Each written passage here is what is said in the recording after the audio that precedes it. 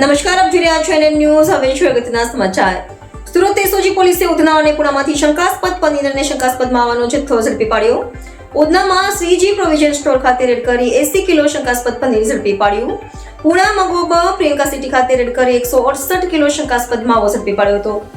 એસઓજીએ માવા અને પનીરના સેમ્પલો પૃથ્થકરણ માટે મોકલી આપ્યા. ફૂડ સેફ્ટી ઓફિસરોને સાથે રાખી એસઓજી પોલીસે કામગીરી કરી.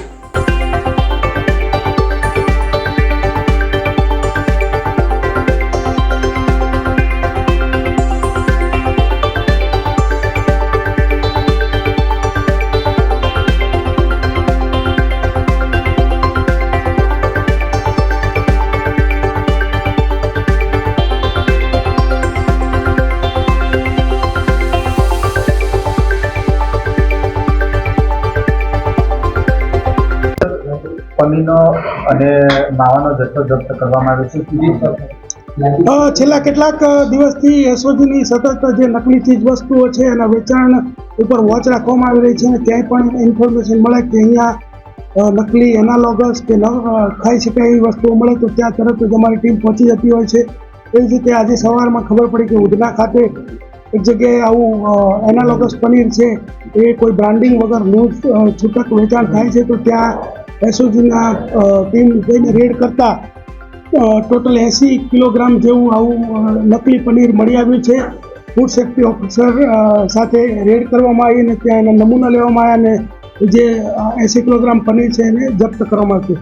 તદુપરાંત બીજી એક ટીમ જે છે તે પુણા મગો પ્રિયંકા સિટી છે ત્યાં રોડ ઉપર એક રાજસ્થાનથી માવો આવતો હતો. તેને શંકાસ્પદની માહિતી હતી તેને ચેક કરતા એને જાતે સ્વીકારેલું કે આ જે છે ભેળસેળયુક્ત માવો છે. એનો પણ ફૂડ સેફ્ટી ઓફિસરને બોલાવી અને એને નમૂના લેવામાં આવ્યા અને ટોટલ જે છે એ માવો 200 કિલોગ્રામ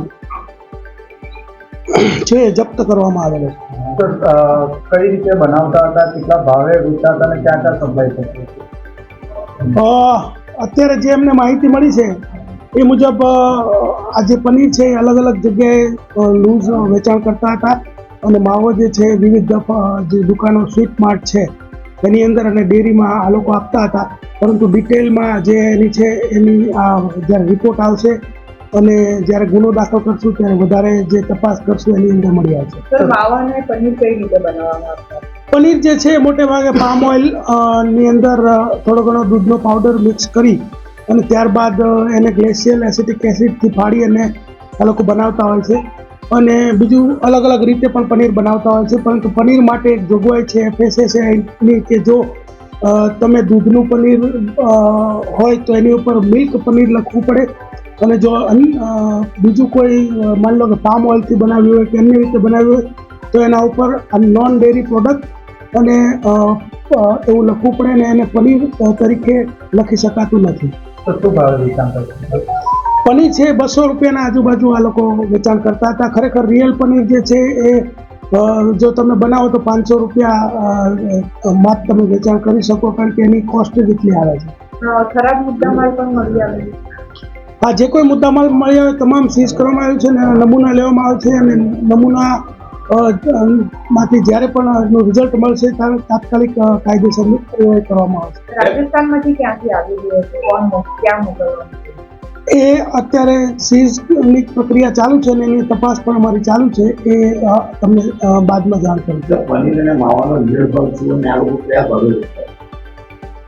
માવો જે છે આ લોકો 200 રૂપિયાના કિલોગ્રામના ભાવ વેચતા હતા. એનો રિયલ ભાવ તો 400 રૂપિયા આજુબાજુ હોય છે અને જે પનીર છે એનો રિયલ ભાવ 450 થી વધારે હોય છે અને આ લોકો 200 રૂપિયામાં વેચી રહ્યા હતા. માવો પણ 200 રૂપિયામાં વેચી રહ્યા હતા. ઓકે.